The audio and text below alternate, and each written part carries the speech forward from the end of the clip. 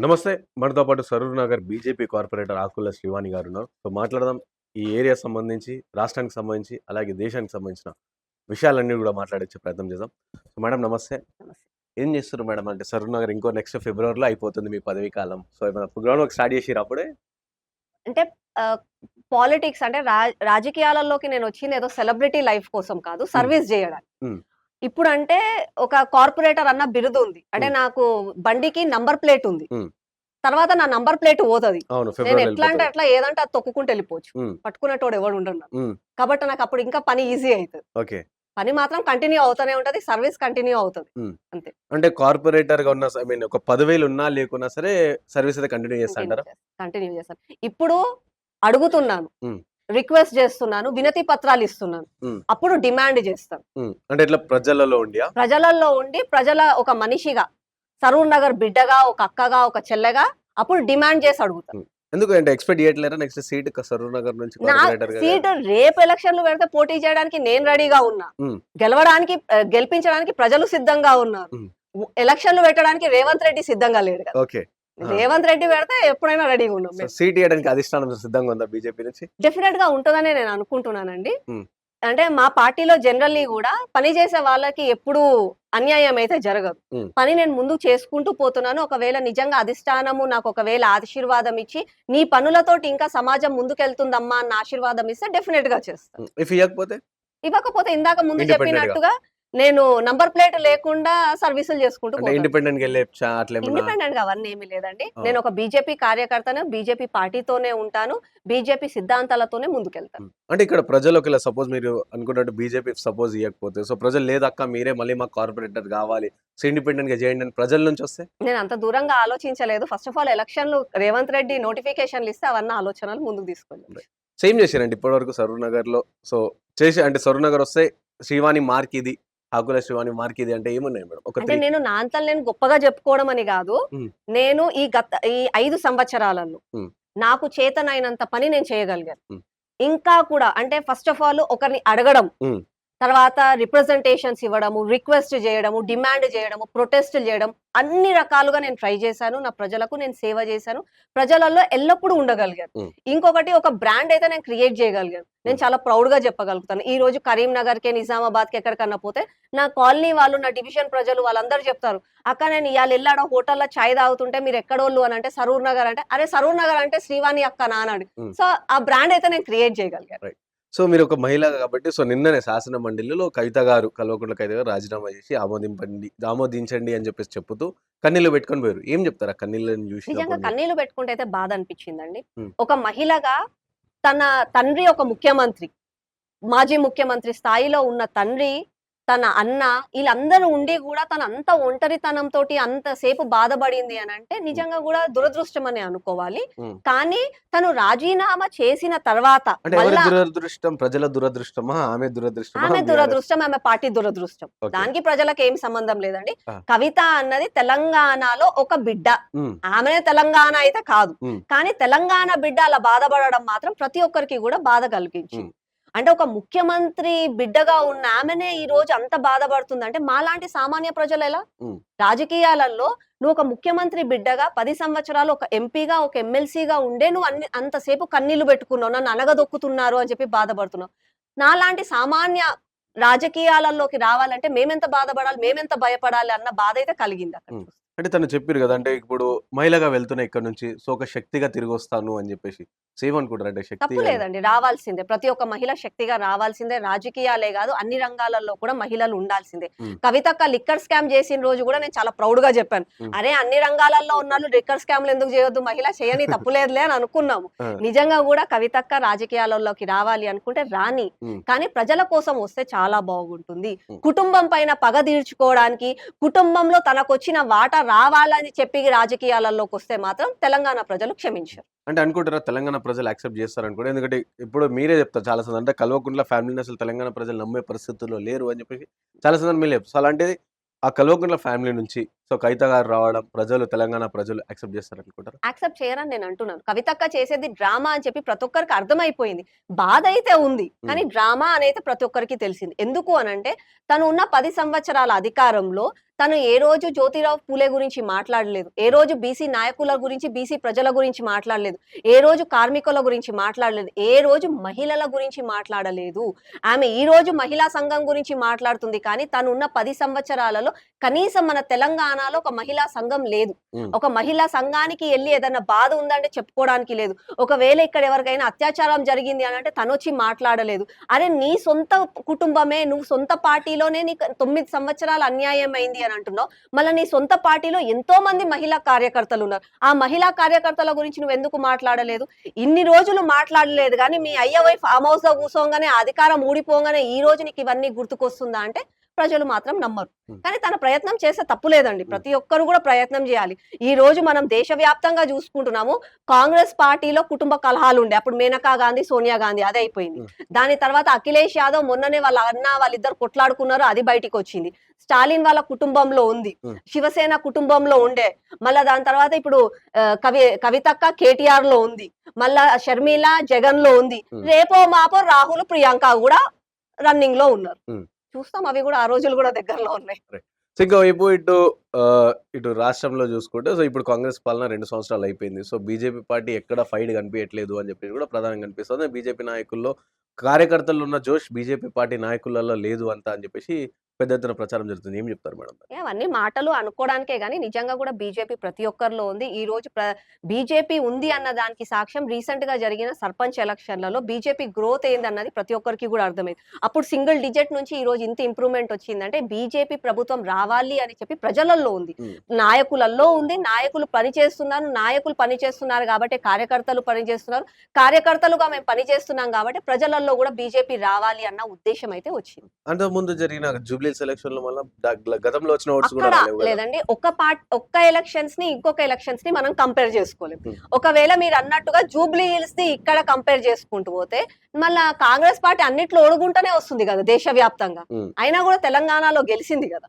అట్లానే Jubilee hills లో అక్కడ ఓడిపోవడానికి కారణము ఏంది అంటే అక్కడ ఉన్న అభ్యర్థి ఎంఐఎం అభ్యర్థిని కాంగ్రెస్ పార్టీలోకి తీసుకురావడం, ఎంఐఎం కాంగ్రెస్ దోస్తీ చేయడము, దానికి తోడు ఎవరైతే బీఆర్ఎస్ పెట్టిన అభ్యర్థిలో తనకి సమ్ ఫ్యామిలీ ఇష్యూస్ ఉండడము, ఇవన్నీ కలిసి వచ్చాయి కాబట్టి అక్కడ ఈ సిచ్యువేషన్ అయ్యింది. కానీ అండ్ ఇంకొకటి అడ్వాంటేజ్ ఏమైందంటే ఆల్రెడీ ఇప్పుడు ఇక్కడ బీజేపీని గెలిపిస్తే ఏమి కాదు, మళ్ళా టీఆర్ఎస్ ని గెలిపించినా వాళ్ళు కేసీఆర్ అయితే ముఖ్యమంత్రి కాదు కాబట్టి ఆల్రెడీ రేవంత్ రెడ్డి కాంగ్రెస్ గవర్నమెంట్ ఉంది కాబట్టి అట్లాగే ఇది కూడా కంటిన్యూ చేస్తే అయిపోతుంది అన్నట్టుగా అక్కడ కాంగ్రెస్ ని గెలిపించారే గానీ దానికి వీటికి అయితే సంబంధం మాత్రం లేదు. అంటే ఇదే బీజేపీ నాయకులు జూబ్లీస్ బై ఎలక్షన్ టైంలో బండి సంజయ్ గారు చెప్పారు ఒకవేళ కాంగ్రెస్ పార్టీని గెలిస్తే జూబ్లీస్ పేరు తీసేసి ఖాన్ బేగం హిల్స్ పెడతారు అని చెప్పారు.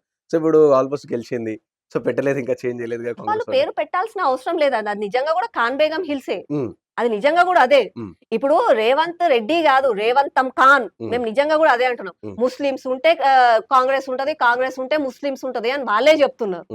మళ్ళీ అట్లాంటప్పుడు హిందూస్ కూడా ఉంటేనే మా పార్టీ ఉంది అని ఎందుకు చెప్పుకోలేకపోయారు? వాళ్ళంతా వాళ్ళే చెప్పుకుంటారు, మేము కొత్తగా అనేది ఏమీ లేదు అక్కడ. సో ఇప్పుడు మీరు ఇప్పుడు గుర్తు చేసిరు కాబట్టి సో అది ఖాన్ బేగం హిల్స్ బికాస్ అక్కడ మైనారిటీ ఓట్స్ ఎక్కువ ఉన్నాయి. సో సరూర్ నగర్ లో మైనారిటీ ఓట్స్ ఎన్ని ఉన్నాయండి? మైనారిటీ ఓట్లు మా దగ్గర కూడా ఉన్నాయి. 6,000 వరకు మైనారిటీ ఓట్లు ఉన్నాయి. వాళ్ళందరూ కూడా నేను కార్పొరేటర్ అయినప్పుడు వాళ్ళు నాకు ఓటు వేశారు. వాళ్ళు నా అన్నదమ్ములతో సమానం.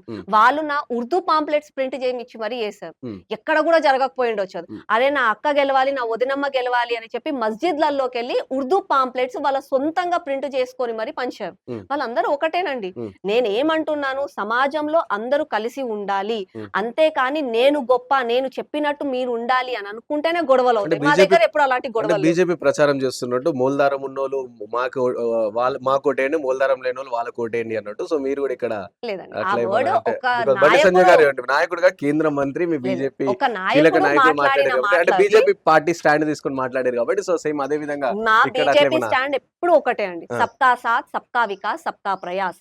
అందరికీ న్యాయం కావాలి, అందరం. నేను ఇంతకు ముందు కూడా మీతో చెప్పాను, గడప లోపలనే నీ కులం, నీ మతం, నీ భాష, నీ ప్రాంతం. గడప బయట నువ్వు భారతీయుడివే. హ్మ్. నీకు నిజంగా గూడా భారతీయ తత్వం ఉంటే మనమందరం ముందుకెళ్ళాలి. అంతేగాని నువ్వు ఈడ కూసొని నువ్వు హమాస్ గురించి మాట్లాడతా, గాజా గురించి మాట్లాడతా అంటే తప్పు. హ్మ్. నువ్వు భారతీయుడివి. భారతదేశం గురించి మాట్లాడు. అరె నీ దేశంలో నీ గల్లీ పక్కన బంగ్లాదేశీయోడు, పాకిస్తాన్ వోడొస్తుంటే నువ్వు వాడి మతం జూడొద్దు. హ్మ్. నువ్వు అక్కడ దేశం ఆలోచించు. హ్మ్. అది ముఖ్యం. హ్మ్.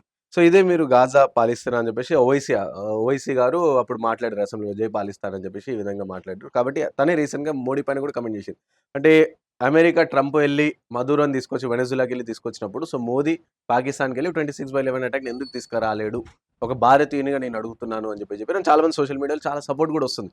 సో, ఒక నేషనల్ ఫస్ట్ అన్నప్పుడు ఓవైసీ ముందు నిలబడతారు. ఏం చెప్తారు మేడం మీరు దానిపైన? నేషన్ ఫస్ట్ కాబట్టే ప్రజాస్వామ్యబద్ధంగా రాజ్యాంగాన్ని మేము పాటిస్తున్నాము. హ్మ్. నిజంగా గూడా మా పాకిస్తాన్‌లో ఉన్న టెర్రరిస్ట్‌ని నువ్వు ఎత్తుకొచ్చే దమ్ము నీకుందా నరేంద్ర మోదీ అంటే, బరాబర్ మాకుంది దమ్ము. హ్మ్. అట్లనే మన దేశంలో ఉన్న టెర్రరిస్టులను గూడా ఎత్తుకుపోయే దమ్ము మాకుంది. కానీ హ్మ్. మేము అలా చెయ్యము. హ్మ్. ఎందుకంటే మేము న్యాయాన్ని, చట్టాన్ని నమ్ముతాము.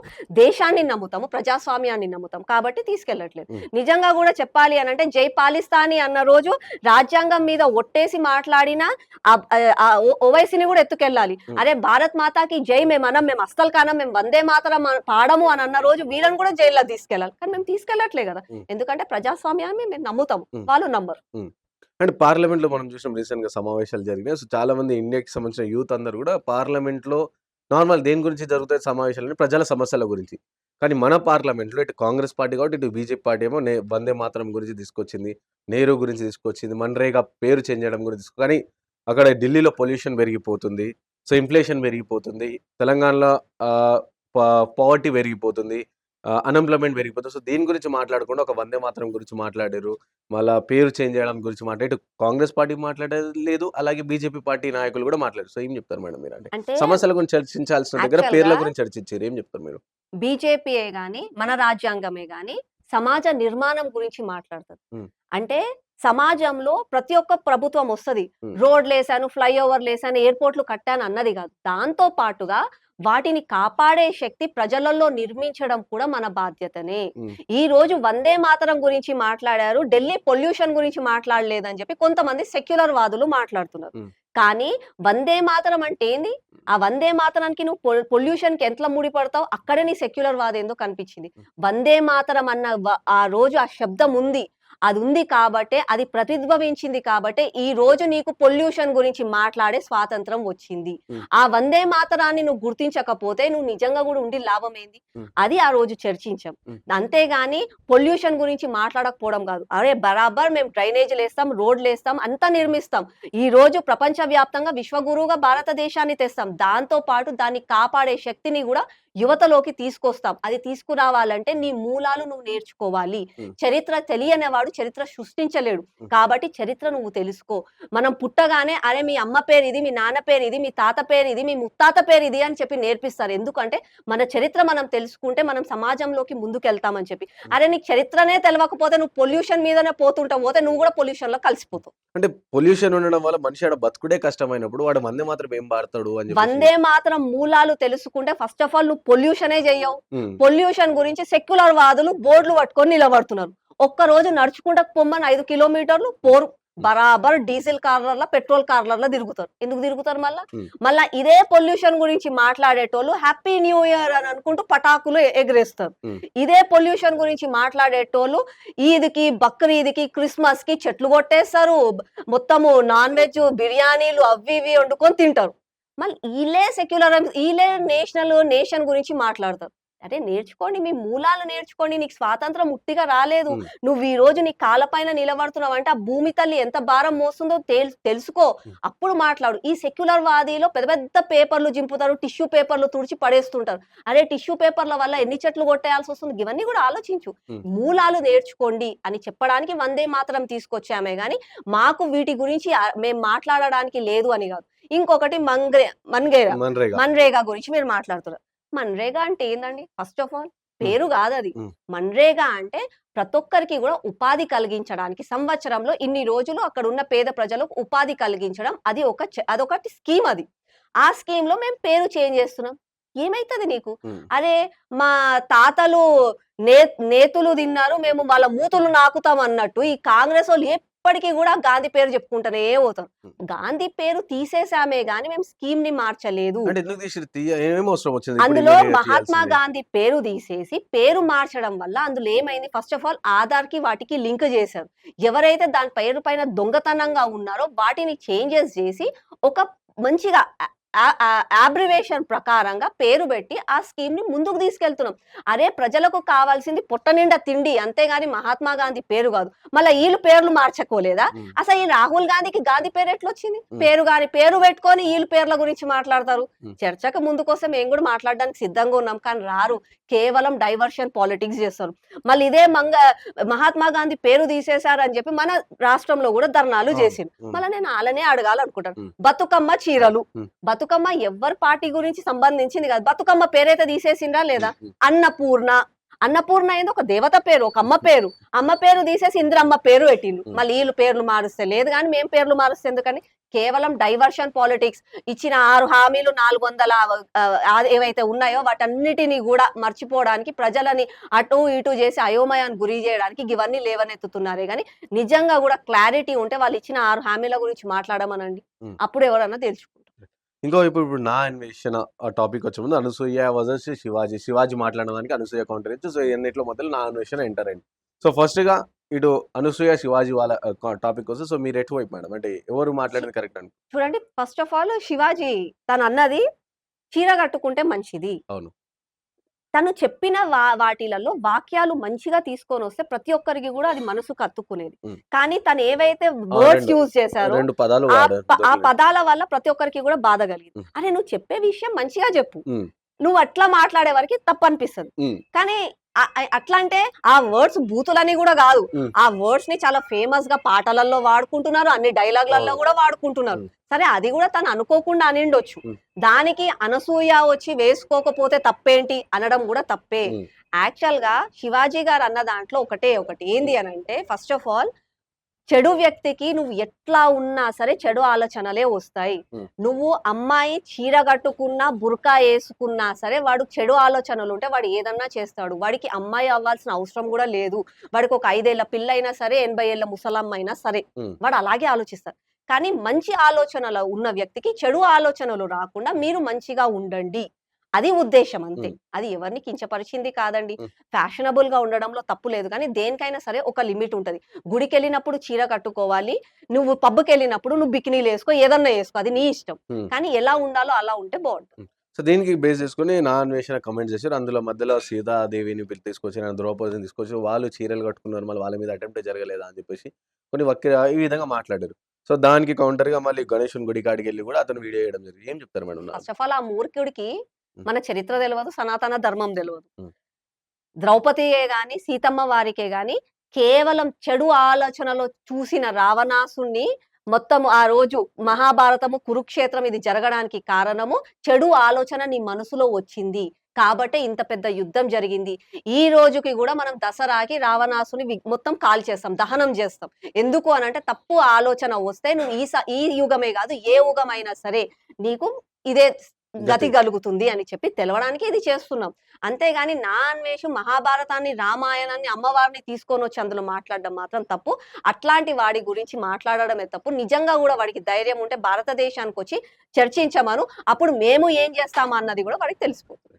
సో ఫైనల్‌గా చెప్పండి మేడం. ఇప్పుడు జీహెచ్ఎంసీ కార్పొరేటర్లందరికీ అక్కడికి టూర్‌కి తీసుకెళ్లారు అని చెప్పేసి. ఏ టూర్‌కి? అందులో సరూర్ నగర్ కార్పొరేటర్ ఎందుకు పోలేదు? అంటే వాళ్ళు స్టడీ టూర్‌కెళ్లారండి. ఓకే. ఎళ్ళకపోవడానికి కారణం ఏందంటే జనరల్‌గా గూడా నేను అంతకుముందు తీసుకెళ్ళిన టూర్‌కి గూడా నేనెళ్ళలేదు. ఈ ఆ! టూర్‌కి గూడా ఎళ్ళలేదు. ఆ! ఒకటి నేను అడగాలనుకుంటున్నాను ప్రభుత్వాన్ని. స్టడీ టూర్‌లకని తీసుకెళ్తున్నారు. ఆల్రెడీ చేసిన స్టడీకే నిధులు లేవు. ఇగ హ్మ్. కొత్తగా స్టడీ చేసుకొనొస్తే ఏం నిధులిస్తారీళ్ళు? హ్మ్. హ్మ్. అందుకని జెప్పి అంటే నేనెళ్ళలేదు. ఎందుకు ఆ స్టడీ టూర్ ఎందుకు తీసుకెళ్లారు మీకు? అంటే ఎందుకు తీసుకెళ్లారు? నేర్చుకోవడానికి అంటే తీసుకెళ్లారని. ఏం ఇగ నేర్చుకుంటారు? వ్యక్తిగతం పార్టీ వాళ్ళేం నిర్ణయించుకున్నారో ఏమో తెలీదు గానీ, ఆ! నా పర్సనల్ వ్యూలో మాత్రం ఉన్న స్టడీకే నిధులివ్వడానికి దిక్కులేని ప్రభుత్వం. హ్మ్. కొత్తగా స్టడీ చేసేది ఏమిస్తారు వాళ్ళు? హ్మ్. అంటే ఈ అన్నది ఆలోచి ప్రభుత్వం వచ్చినంక తీసుకెళ్లారా? గతంలో గూడా తీసుకెళ్తుండేనా ఇట్లా? లేదండి. ఈ ఇది కాంగ్రెస్ ప్రభుత్వం వచ్చినాక ఇది సెకండ్ టైమ్. ఓకే. ఇంతకుముందు ఎళ్లారు. ఇప్పుడెళ్లారు. Okay. Thank you madam. Thank you so much for your time.